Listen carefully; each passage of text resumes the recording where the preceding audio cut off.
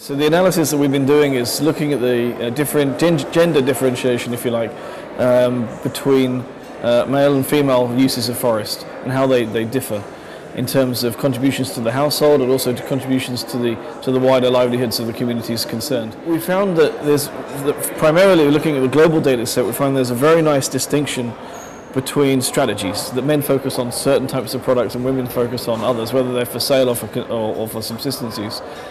And essentially, that specialization is based on your ability to have access to those products, for example, but also based on the nature of the product themselves. So, for example, poles being harvested for house construction tend to be harvested by men for obvious reasons, whereas medicinal plants, leaves for consumption, tend to be harvested by women. So there's a very strong product differentiation, as well as a division amongst within the household between subsistence and cash. We also found some very interesting regional variations in terms of in Latin America, for example, men primarily focus on very high value products such as the Brazil nut or acai, which is a palm which is used for ice cream and other confectionery.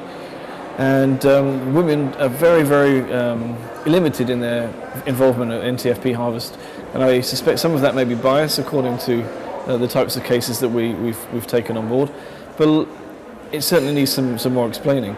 In Asia, for example, it's much more complex. That women get involved in certain products, they do a certain level of processing and sale, but primarily, again, men tend to dominate the sector. In Africa, women play a much more important role in non-timber forest product collection, primarily for the household use, but also for sale as well. And many of the traditional non-timber forest product condiments and other foodstuffs tend to be traded by women, and so they play a very important role in the household economy. Ultimately, a lot of the work that we do, whether it's research or development, we're encouraged, if you like, to have a gender component. But ultimately, are we just paying lip service without really understanding the complexities? And I suspect that may be the case now, that we try and shoehorn gender into our current activities without really having a full comprehension of what it means.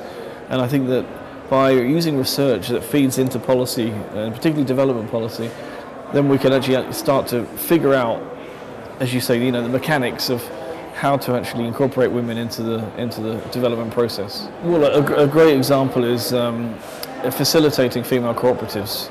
There's a good example from West Africa where shea butter is controlled by women cooperatives.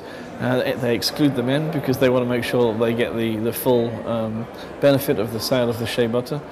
And that's been facilitated by external agencies. So that's a very good example of a sort of policy type intervention which encourages income generation for women.